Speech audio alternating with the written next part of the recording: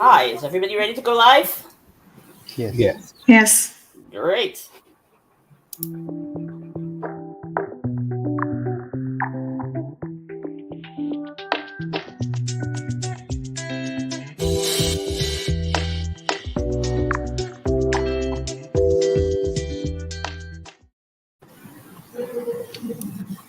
Hello and welcome to Global Voices Insights, to people watching the live stream, as well as people who will catch this discussion later.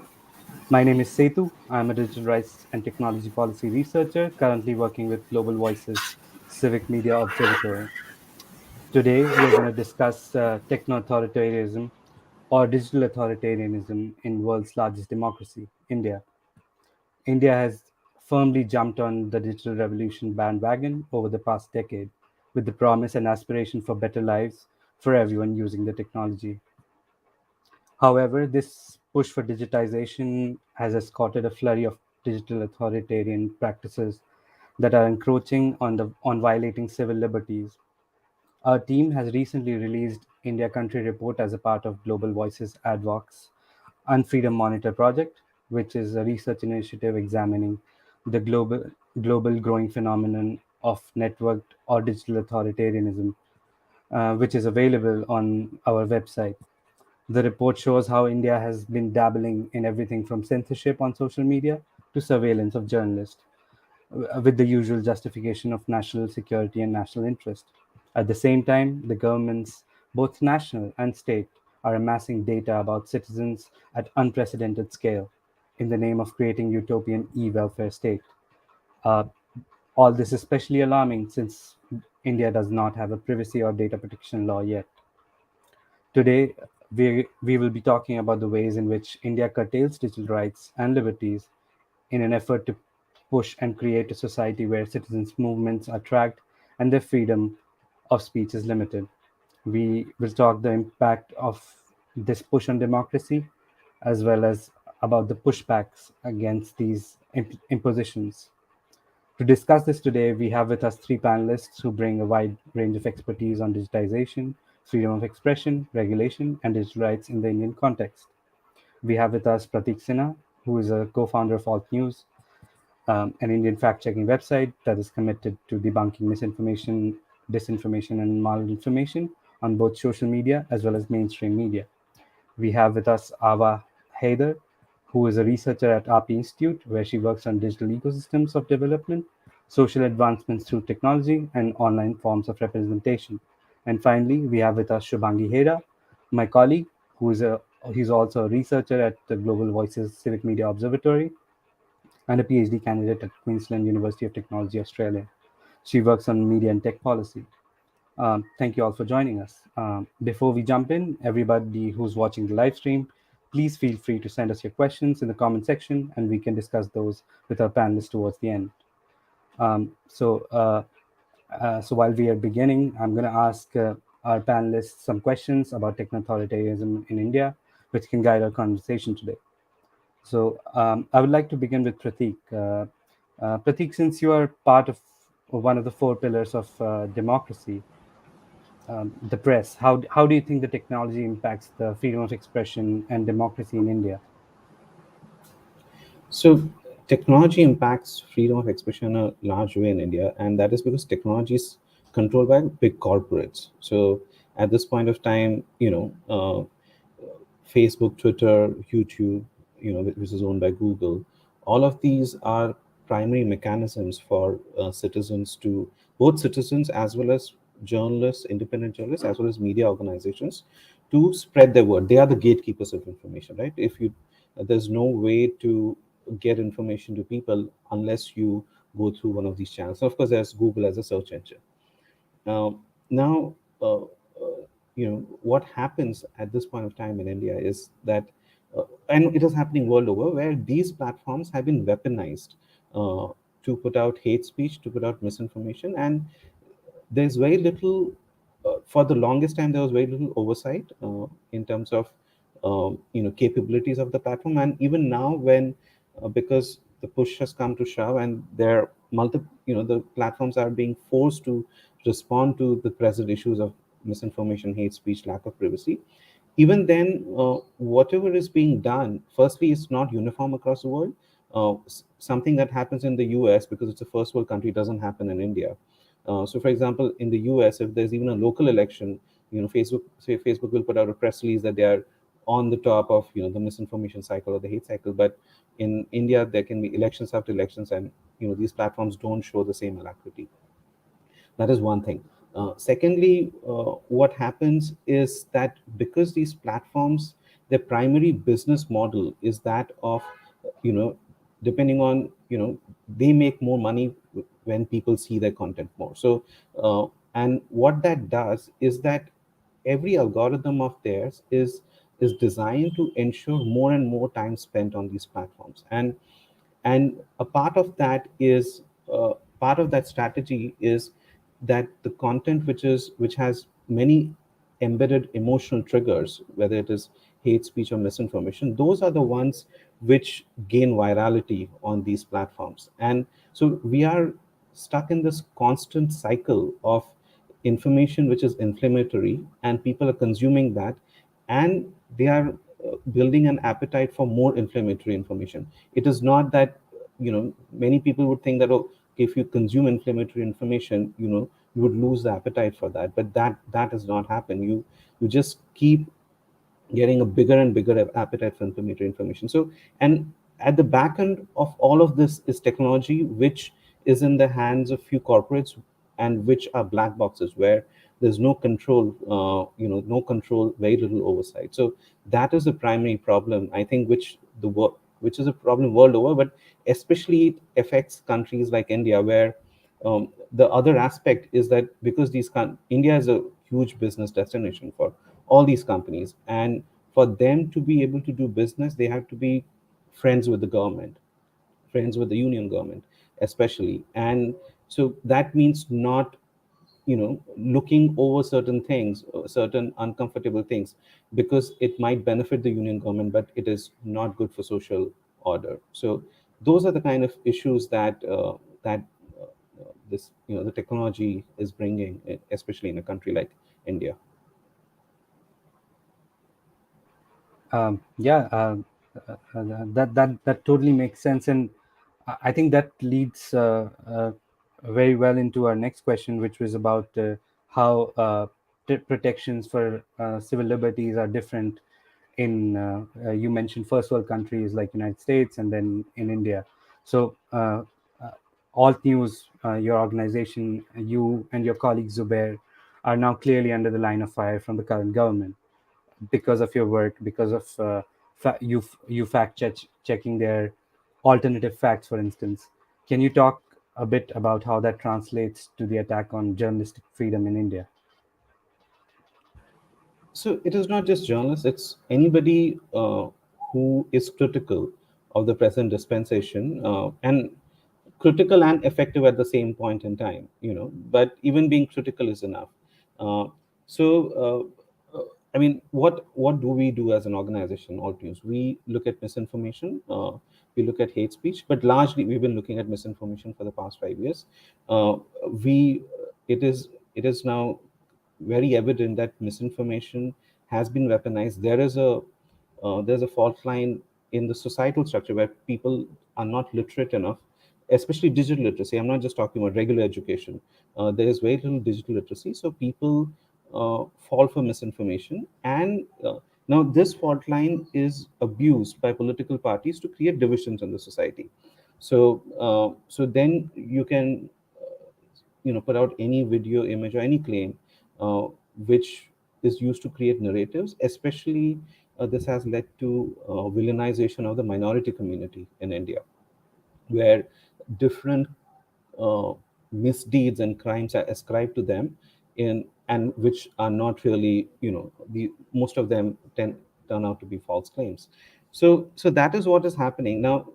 That's all we've been exposing, and we have been looking at misinformation from every side, from all political parties. It is not just that we are focusing on one single party. And just doing that is enough for the government to be extremely upset with us. And that has led to my colleague Zubair both Zubair and I are co-founders of Altries, and Zubair recently spent 23 days in jail just because he put out a video from a news channel. It was not his own content. He put out a video from a news channel.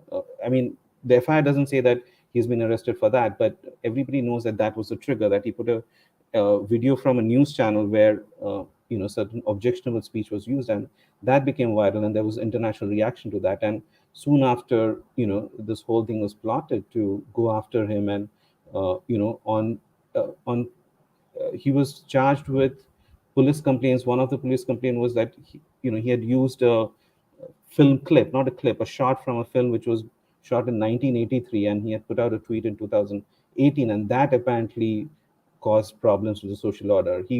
There were police complaints against him because he had fact checked something, and the person and the organization which had gotten fact checked, they went and filed a police complaint, and he was, those were a few of the police complaints. So now, what happens is that because there is such a majoritarian sentiment in the country, when things happen where there's a clear abuse of law, it is acceptable because we are looked as critiques, we are looked as quote unquote anti-nationals, which deserve to be punished in whichever way it is possible. There does not have to be a process. There does not have to be, it that things don't have to be by the law. Use any method and go after them, and people will cheer that on. So it is both the abuse of process as well as an environment that has been created where any abuse is actually cheered instead of ridiculed or criticized. Exactly. And any criticism, whether it's directed towards a leader or towards a political party, can be deemed as anti-nationalism, or or an attack on a particular ideology. So that has certainly been uh, a prominent effect and prominent um, situation in the current media ecosystem in India. But this also connects to the way the government creates policies and deals with their own specific policies. And this would bring me to questions for Ava. So, Ava, in your research on digitization in India, have you seen any contradiction, as we have just talked about, a contradiction between publicly stated goals of the Indian government and policies, instead of their choices and that they have imposed over the past couple of years? Hi, am I audible? Okay, great.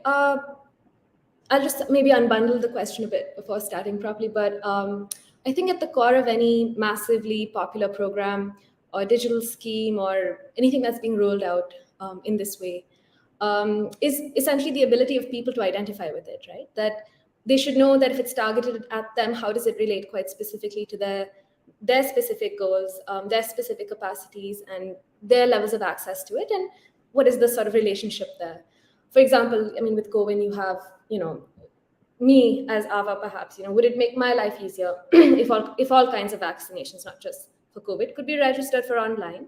The other questions I ask myself around that is, do I have fast internet? Do I have solid, sturdy devices that I can use? And essentially the best of infrastructure for what nobody would argue is a very essential service. On top of that, what are my assurances that if is the technology sort of superior to the alternate routes? Like, what is sort of the push towards me using technology over the usual sort of pathways? And if there are problems with the technology, are there enough robust fail safes that can enable me not to lose out on something, as I earlier mentioned, is essential? And so, because I think in the last decade, digital growth by the public and also by the private sector act on the level of infrastructure and not necessarily piecemeal digital development. These questions become more important. What are all the questions that build to the final question of how useful is this to me? And there are some countries where that infrastructural growth with digital digital programs is slow. It's around services and it grows. It's not sort of imposed directly. But I think what we're seeing in India is that things are a little bit more immediate. There's a term that I like using, which is, it's quick and dirty digitization.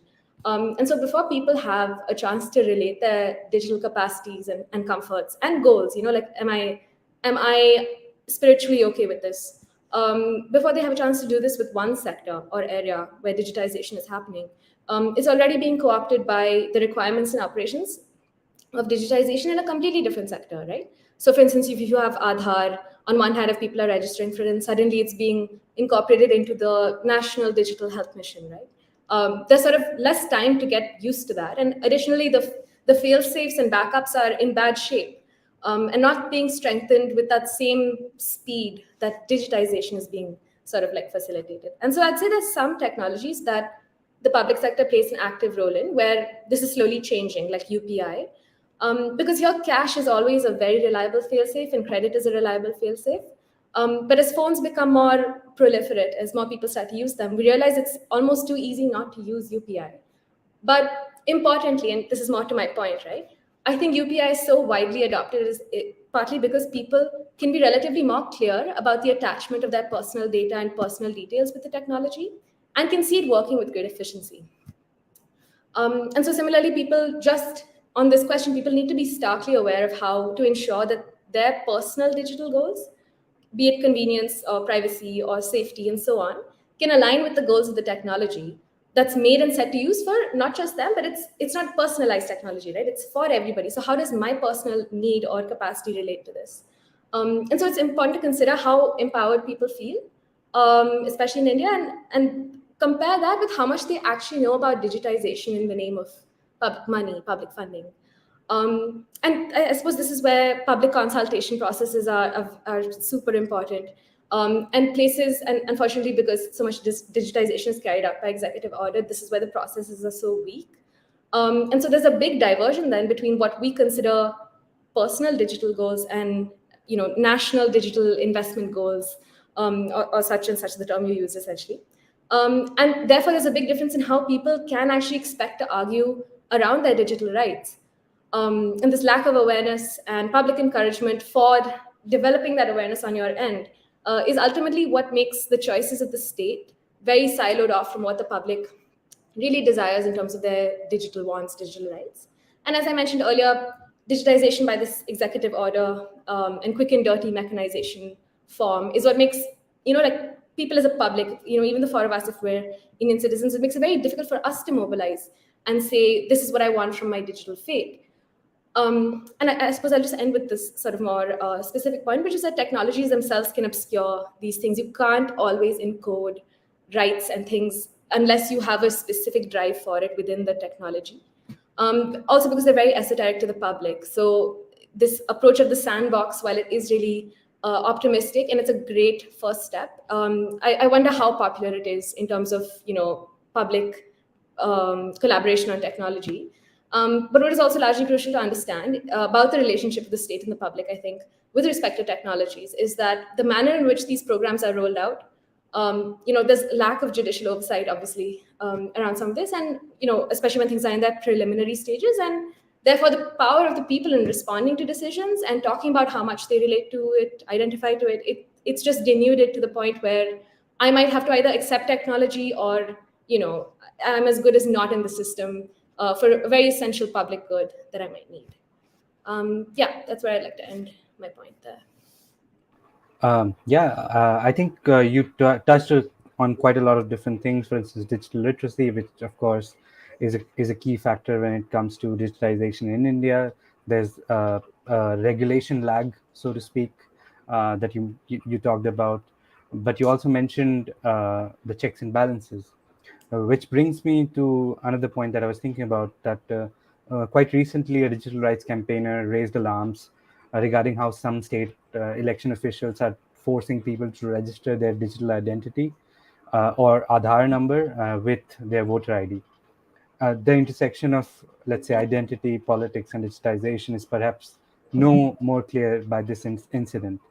So you already talked a bit about how these things are playing out, but can you touch a little bit about on some of the dangers and the precedents this kind of forced policy push can create across the country? Right. I think again, just to maybe jump off one of my older points on public processes. Weirdly, around technology, something that is changing everyone's lives at such like fast rates. It's something where public consultation is so weak and so low, and so that is part of what can make for cloudy precedents, of course. But maybe specifically around the linking of IDs, right? The fact of linkage, I suppose, is one thing. And then the rigidity and the fallout from that rigidity is another. And so, as I earlier mentioned, when people feel confident about the decisions of technology on their personal lives, they are more incentivized to adopt it and to adopt parts of it, certain digital pathways, right? And UPI, like I said, I think of it as a highly successful example. And so transparency, right, on the end of policymakers, technocrats and stuff, is partly about being clear about the intention of such linking. So whether it's mandatory or voluntary, if it is voluntary, then what you do as a civilian in the face of that, and importantly, what is the non-digital fail-safe that should serve as an equally valid and trusted form of service. So this is all a question of transparency, right? What transparency is also about is about the relationship that an individual can have with the technology. I'd already kind of mentioned this, but that given a certain set of circumstances, right? So, for instance, it's no surprise that people who find it most difficult to bear the costs of bureaucracy, right? The back and forth of paperwork, the back and forth of time spent away from work, the costs incurred in trying to, rope in middlemen when you need something done vis-a-vis the government, a lot of distance traveled, all of these things are at the expense of something, right? And some of us can afford to have this done seamlessly, and some of us have to take the time out every day away from work, as I mentioned. And it's the same people who really cannot bear these costs are the people who are neglected by the so-called digital disruptions of, paperless economy, seamless, interoperable infrastructure. Although these are, of course, well-intentioned things, the fact is that if you are missing even one piece of that puzzle, it can become much harder for you than if there wasn't an infrastructure digitally, right? So, for instance, there's this financial scheme that's well cited, I think, with respect to Aadhaar, where it's called the Pradhan Mantri Matra Vidvandanas Yojana. It's basically something, it's a maternity benefit. I'm sorry about that. It's a maternity benefit scheme, which is rolled out to women in 3 phases during their first pregnancy. And it's about 5,000 rupees. And what that helps them do is then take the time to prepare for the child, go regularly for checkups, and importantly, not have to work, labor on fields, for instance. And there's various accounts, therefore, of women attempting to avail these benefits, but not being able to because it requires an Aadhaar. And to get the Aadhaar, they need other paperwork sometimes, like a birth certificate. And in India, it's not wholly uncommon not to have a birth certificate, especially when you have home births, right?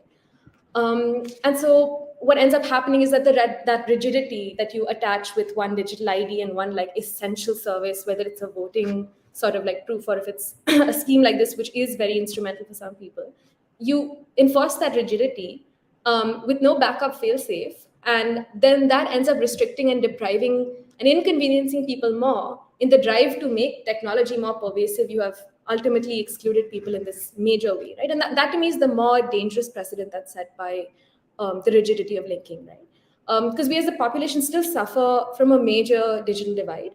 And the cognizance of that is somehow missing in trying to popularize adoption. And although of course, there's something to be said for how great digitization is as a project, how it can be a convenience enhancing tool. The fact is that this cart before horse analogy becomes quite a sort of, predominant way of looking at it, the way I see it. And, that cognizance, like I said, if it's missing, whether it's in trying to popularize adoption or linking IDs, it doesn't make for long-term digital infrastructure, right? If you want something to last, you have to sort of account for the slowness of change that can actually show you the way rather than, like I've said this before, but quick and dirty digitization. And then additionally, what is missing is that causal chain, right? Like, what is the logic of linking one ID to another? How does it help? Who is it benefiting? What is the need for this exercise? Is there sufficient evidence that the problem that you are trying to solve will be solved by what you are doing? And is there, maybe counter evidence, as I have cited, that suggests that this move will end up depriving more people and excluding them from essential goods? And I don't think any one person ever has all the answers to these questions, right? Even unless you've literally written the order, like how do you sort of know this? And because documentation, I'll end with this point, but because documentation is a very hard thing to universalize in India, I highly doubt there's even one form of identification, whether it's a passport, birth certificate, Aadhaar, PAN, like I could go on naming certain official IDs, but there's not one thing that, there's not one identification that's universal. There's not one thing that everybody possesses. So when you layer one with the other, you end up creating more bureaucratic sludge. And as I earlier said, the sludge disproportionately impacts those who really cannot afford to have it and would benefit most from its removal. And then the onus of balancing impact, right, falls on civil society, on NGOs, on last mile groups. So, and they have to move as quickly against that rapid digitization. So to me, the linking of voter IDs and Aadhaars and so on signal a lack of understanding around these things more than anything else. And it just results in further marginalization. But yeah, thank you. Yeah, thank you so much. I think that's a very interesting connection that you've put out there, that the impact of forcing or pushing this kind of policy change will further exacerbate inequalities in the society at different levels, not only income level, but perhaps also at uh, uh, on gender and caste and many other disparities that we have in our society, on top of the risk to democratic freedom that this kind of policy push can create. Um, on this forced policy push note, and that the fact that you mentioned a list of how to roll out these policy changes, I want to bring in Shubhangi here, because Shubhangi researches platforms. Um, uh, so in your research, Shubhangi, what challenges have you identified that online platforms face, particularly in the Indian context, given the fact that the policy sequencing, as Ava talked about, uh, we have, or the lack thereof in India, since there's no privacy law, and every few months a new digital regulation in the form of executive order, as Ava pointed out, is introduced without any public consultations. Can you talk a little bit about these challenges the platforms face here in India? So there are two things that comes out of this question. Is that first, what are the challenges to platforms themselves in terms of their business and how they have framed themselves in terms of compliance? And another thing is, what is the kind of value that they offer to the consumers, and what is the challenge to that? Starting from sort of a compliance perspective, what has been happening is that the government has been introducing a slew of policies and regulations, which I can say, like, starting from 2009. And it's been a decade when there are new rules, new policies, even for public consultations, I would say, is being rolled out. And what is increasingly being seen within those policies, be it related to data protection, non-personal data governance, whether it's related to the intermediary rules, whether it's related to privacy itself or Aadhaar, what's happening is that there are so many overlaps within these policies, different policies, and there are so many gaps as well. So the impact of one particular policy cannot be holistically sort of understood unless we have this another policy which is wholesome. For example, the impact of intermediary rules, which is basically these rules in India which govern online content. The impact of these rules cannot be fully understood unless we actually have a data protection framework. And these are kind of policy gaps that become very sort of strenuous for the platform themselves, because platforms on one side consider that, okay, we have to comply with the intermediary rules. But at the same time, they also think about, oh, the government is going to bring in a data protection framework, and we need to comply with that also. So there is like constantly over regulation and like regulatory compliance that becomes very problematic. Within the IT rules, specifically the new amendments that have come up, proposed amendments in 2022, it's I'm sorry, am I audible?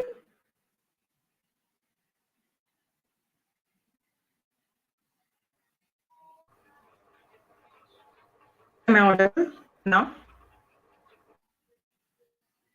Hear you. Yeah. Yeah, go ahead. I think it's better now. Okay, I'm sorry. Yeah. So so I was saying that the IT rules themselves, it sort of creates over compliance, especially the recent amendments in which have proposed the setting up of a grievance appellate committee, which online platforms have to do. Another thing that the IT rules also specify that any content which government considers problematic has to be taken down within 36 hours. What happens in that situation is that this order of taking down a content within 36 hours comes from the executive meaning like the ministry of the government itself. And it does not come from the judiciary. So when it comes from the executive, and when there is like this time crunch of taking down the content within 36 hours, what platform do is that since they have to comply with this legal requirement, they start doing self-censorship, and they started preventively sort of taking down content or monitoring content online.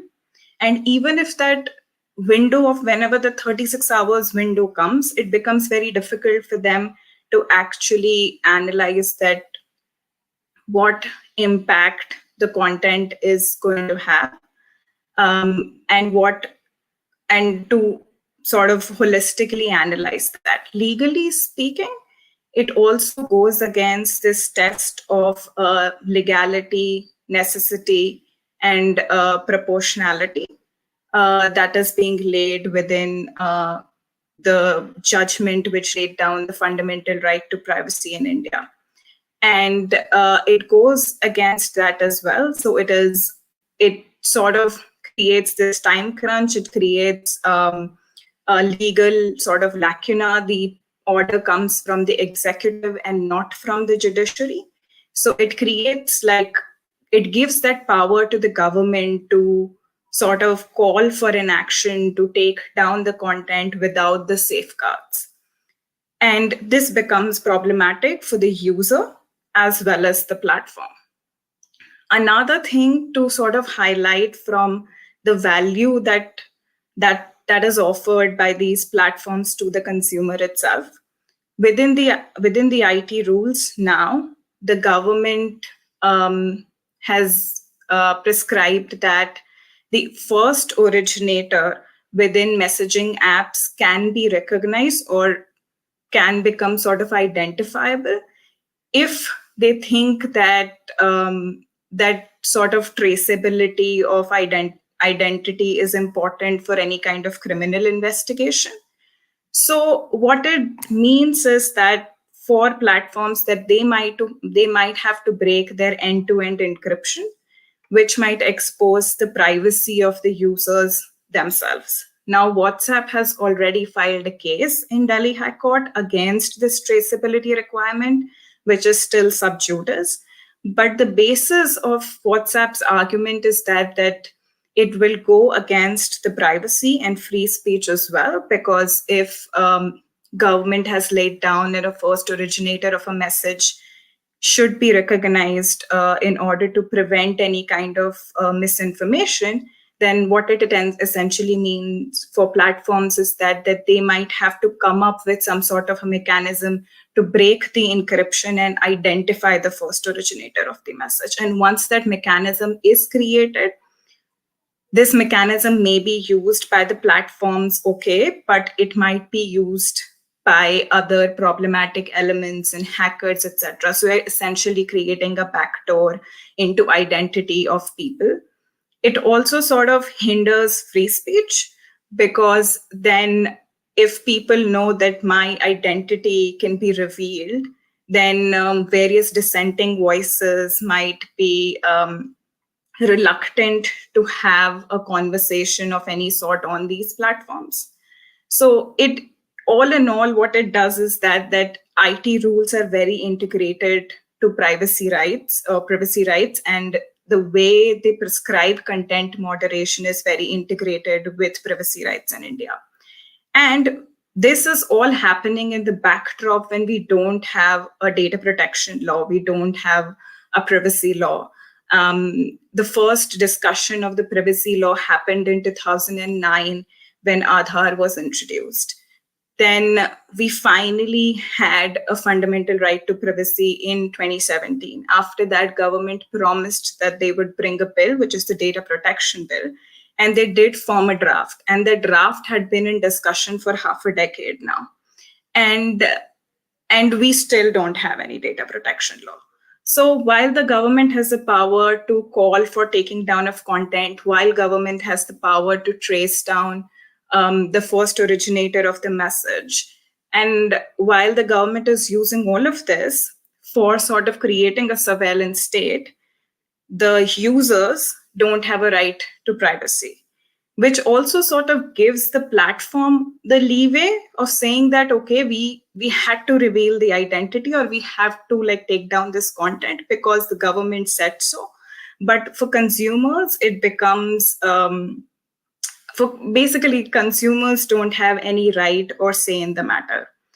Another, just a small point to highlight is also that the facial recognition technologies which is being used and the surveillance which is being created also stems from the IT rules, which is a section 69 of the IT rules, which has also been challenged.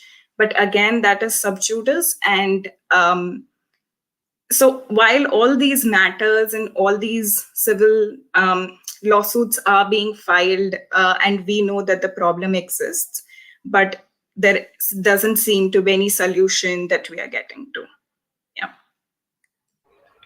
Thank you. So it really speaks about the priorities that the government have.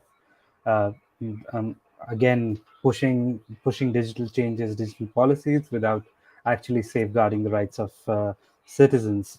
And this brings us to our work at the Civic Media Observatory, um, uh, uh, which is connected to what you mentioned about IT rules and the content takedown requests. We study quite a lot of different risk things that items that contain risks and harms on the social media ecosystem, and yet the IT rules don't seem to be applicable on that particular content. So can you talk a bit about the risks, harms, and trends that we have seen in the Indian media ecosystem and sort of its impact on the future of democracy? Yes. So within the Civic Media Observatory research, what we are continuously seeing is, like, I would say, three trends. First is this trend that political parties itself have sort of created sources of misinformation for political gains, and many of the investigations, such as tech fog, has revealed that is happening. Another thing is that there are sort of systemized hyper-local misinformation that is being created. And hyper-local meaning that these groups, these pockets of groups which have formulated themselves and created a community around themselves, are on online platforms, are continuously sort of spreading misinformation.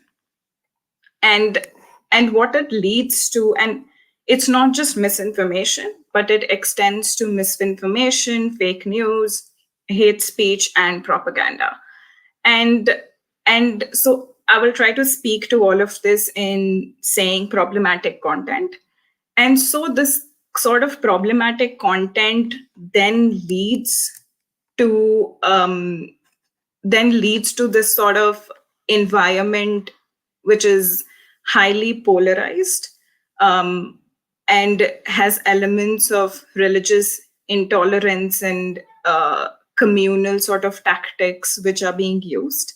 Um, there are a lot of facts that are often like, and I'm sure like Pratik would know this better, but there are a lot of like facts which are put up by these sort of groups, and and they put these facts and figures out there, and it seems so real. So I think like the design of content and design of misinformation is also changing to look more authentic, because I am if a certain design of a content looks very authentic and it has certain graphs and certain like figures and percentages, I'll be like, okay, I want to look at it. And that becomes problematic. Another thing is that the content is again and again filtered over on different platforms. So same content goes on same different platforms in different formats. On YouTube, it's a long video. On WhatsApp, it's a short video. And it sort of rolls down that way. So this is like sort of happening, and it has created this media ecosystem in which the authenticity of any content is being continuously challenged. Now, related to the harms that it is being created, the official definition of harms is different, and what we perceive as public harms is very different. So public harms coming from misinformation should be defined as actually the way in which the content is impacting a community, that is creating a systemized discrimination against a community. But increasingly, because of the political climate in the country, what is happening is that offense to a speech is being looked at an incitement. So offense coming out of a content is not the grounds for banning certain speech. But if an incitement to certain violence is created, then it becomes a ground for takedown. But that sort of perception of harm is continuously being sort of vaguely defined and broadened, and the parameters of being anti-national, the parameters of being supportive of a religious community is continuously being looked as a form of harm. Yeah, so. Yeah, thank you, Shubhangi. I mean, I just wanted to get your thoughts on this as well, Pratik. Since you're fighting these kind of trends and risks on a daily basis, uh, how would you describe the heading of the Indian media ecosystem, based on what just Shubhangi said and based on what you notice on a day-to-day basis? Could you repeat the question? Yeah, I just wanted to quickly get your perspective on uh, on what Shubhangi just said. Since you're fighting misinformation on a daily basis, what direction do you see the Indian media ecosystem is heading, based on your day-to-day observations? Heading in the same direction as it is currently heading. I don't see it it changing course in near future at all. So again, I briefly described the problem with the social media platforms, which is one of business model. People, more content. The more content you see, the more ad clicks they get, the more money you make. Now, the business model of media is not very different, especially TV media and digital outlets. Print media still depends on big advertisers. But so, for example, TV media, the kind of content that they're producing currently. Number one, the problem is that the advertisements are controlled by big advertisers. So So, for example, this one certain channel, when they had fact checked the prime minister, one major advertiser pulled out, and then they had to push out three senior journalists, and then only they got their advertisements back. Now, my I look at a lot of these things from the business point of view, but how business, uh, controls flow of information, and which is where, and I look at it from that point of view because, see, for example, I'm running an organization here, and we get our money from individual donations. Typically, our monthly budget is about 13 lakhs. It has been so for the past 1.5 years, about 12 to 13 lakhs. And when we do crowdfunding, the average donations we get is 1,000 rupees per person. So on an average, there are 1,300 rupees, 1,300 people giving us 1,000 rupees each. Now, when you have that kind of a funding model, it is very difficult to control because you can't go to sort of 1,300 people and you can't tell them that you can't give 1,000 rupees to this person, because there is no way that a government can control that sort of money. Because what are they going to threaten them with? That if you give this 1,000 rupees, what are we going to do? But when you have TV media and print media, etc., which get advertisements, which have events which make them a lot of money, where politicians can refuse to come to these events, because they are putting out critical pieces. So when the business model itself is comes in the way of editorial, then unless the business model changes, nothing is going to change. So whatever we are seeing today, or whatever we have seen in the last 7 to 8 years, it is not what the present dispensation has done is just utilize the current, the fault lines which already were existing, and that is why we are heading where we are heading today. So unless we correct the underlying issues, um, it is just going to be the same course, whether it is Indian media, whether it is social media platforms, whatever we do. The money is the underlying factor. Who controls the money? And whoever controls the money controls, you know, the editorial freedom, controls freedom of expression. All right. So we need incentive-based reform. From what I understand, that we need to change the incentives. We need to make sure that there are enough checks and balances uh, to ensure that incentives are not only money, or are not changed by money itself. And that already answers a question that we received in the chat box. So I'll just move on to some of the other questions that we got. So we have a question for Ava. Ava, how do you see gender being taken into account in digitization process discussions in India? Hi. Am I audible? You can hear me? Yeah. Right. So some of these projects are in their own way on the cusp of realization. So, for instance, the National Digital Health Mission. I think we'll have to see after a little while how statistics reflect a certain trend towards women or against women. But largely, I think the research would show that women, when it even comes to the basic infrastructure of phones, let alone the more complex stuff of laptops, and constant like a steady internet connection and things, those they're far behind than men, but that number is growing. Um, so just on the basic level of access, there's a lot of things that mediate access itself to women. And because I think this question has come from someone who's not lived here, so maybe I could just elaborate a little bit. But here, I think in India, there's differentiated access. Women are less likely to be able to have that kind of access to both the internet and to devices, because it is for social and familial reasons seen as not the right thing for women to be able to possess sort of all the way in which we have digital in our lives. I think that kind of thing is less accepted. There's a certain independence that having a mobile phone can kind of give you. So these things, again, just whether they're taken into consideration or not while making the technology, one would argue that if you're just creating the interface, how would you kind of account for these things in the first place? But that step before digitalization, I think that's where we're far behind with women.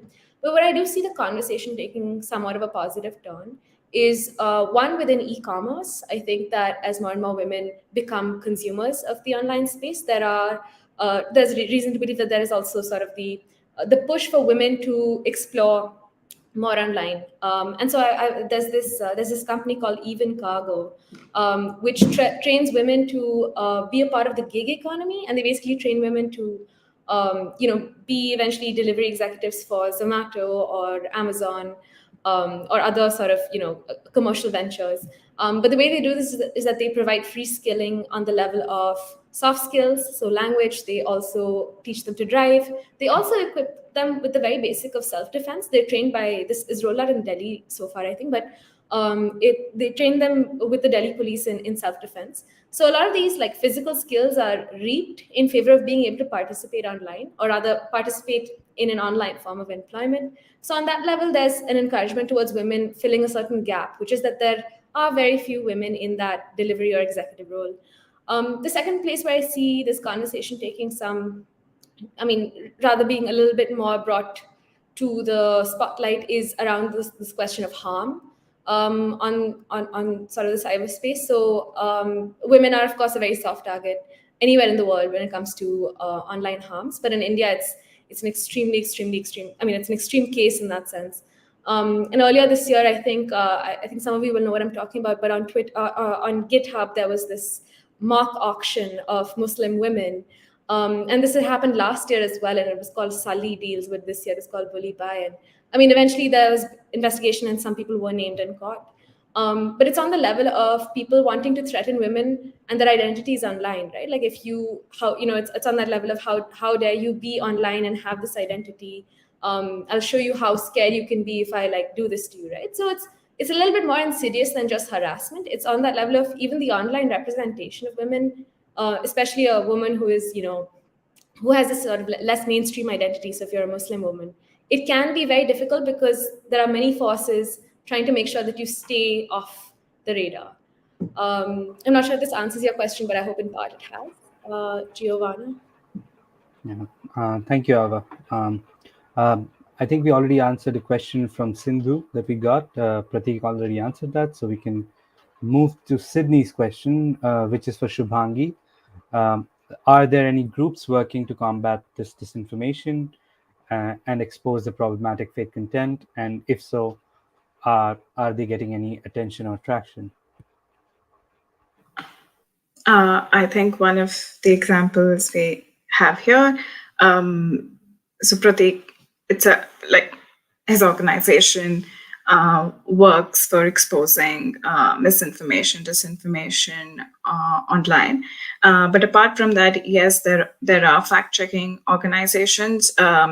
The Indian government itself, PIB, started their own form of fact-checking organization, but they usually try to fact-check whatever government propaganda does not work. But yes, in terms of getting traction and in terms of actually working, or you were talking about incentivized sort of reforms. One solution to that is that, yes, the fact-checking organizations and the people who do this kind of work do not get enough attention. It's probably that we need more incentivized funding for these organizations in India, so as to grow in sort of a neutral manner, and that is important. So yeah, just to answer the question, no, they are not getting enough traction, but they should in a form of in an incentivized way, and government should take and do something about it. Thank you, Shubhangi. We have a very interesting question from Philippe about how is language diversity approached in defining problematic content, and given the extraordinary linguistic plurality of India and the fact that it's not just all in the written text. So, anyone wants to take a stab at this, Pratik?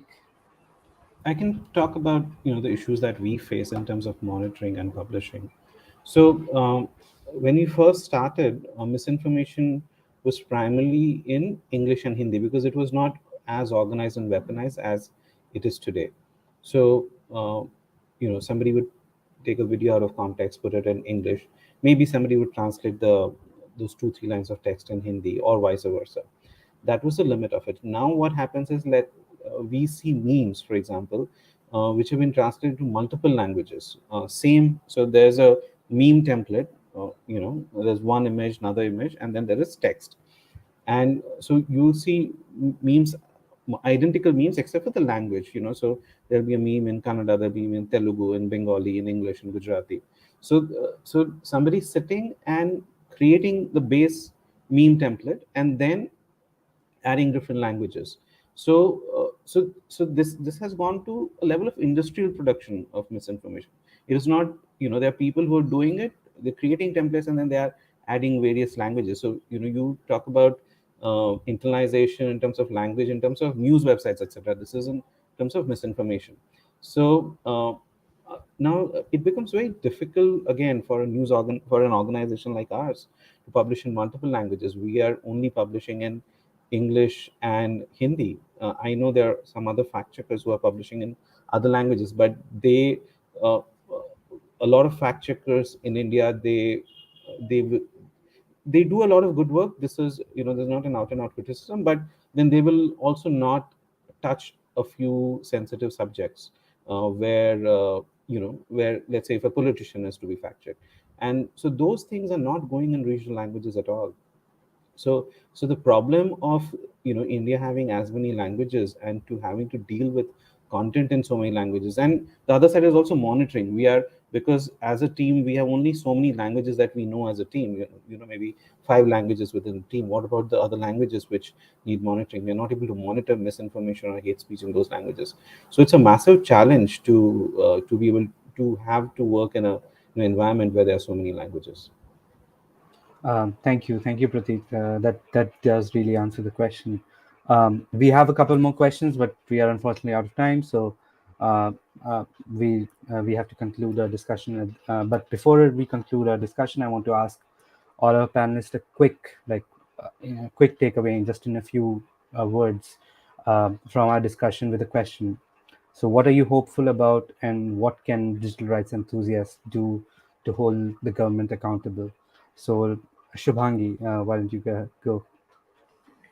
Yes, I am hopeful about, and I think like there is at least there is some kind of litigation that's happening, and I do think like people are usually not so inclined towards the judicial sort of solutions, but I think it does start a conversation, and having such conversations is important starting point and an important point to build upon. So I think as long as we can have such conversations, we can do something. That's great. Ava? I mean, for me, the big trick question is, what's the sort of secret sauce of populations around the world who really trust their technologies and really trust their infrastructures? I think it would be a great idea in terms of research, or, in any sort of avenues, to understand how people can be made more sort of, what is it that takes people sort of to the technology rather than the technology having to be brought to them every time? And how does it become, a campaign demand? Like that's the real stuff. So yeah, I think that for me is a parting thought. And thank you, Pratik and Shubhangi, for, I'd loved hearing what you had to say today. So, Ava's answer is first principles. That's great. Thank you, Ava. Pratik? So, as an organization, we are increasingly focusing on digital literacy, and that is where I have some hope. Having seen, the sort of impact it has had in some of the other countries, especially the Scandinavian countries, where digital literacy has led to, better understanding of the information ecosystem, especially the corruption that is in the information ecosystem. So those are those kind of things that we are working on, and there is hope when, if we are hoping that we can make it as sort of mainstream as fact checking has become. And if it does, then I do hope that it will impact in many ways, from financial scams to political misinformation. People need protection from all of this, and I think it has to come from an education reform, and that is what my hope is that will eventually work out. Thank you. That really is great. Uh, I want to thank all of our panelists for the insightful discussion, and thank everyone who tuned in to be part of our conversation. Uh, you can check out our work, including the Unfreedom Monitor report, at globalvoices.org, and also read coverage of events, and topics from around the world in 20 plus languages. And you can also sign up to receive our daily or weekly newsletters on the website. If you want to keep in touch, please follow us on Twitter at Global Voices, on Instagram at Global Voices Online, and subscribe to our updates on Facebook and YouTube pages. Thank you. Have a great day, and we'll see you next time on Global Voices Insights. Thank Thank you. you. Thanks. Bye bye. Bye.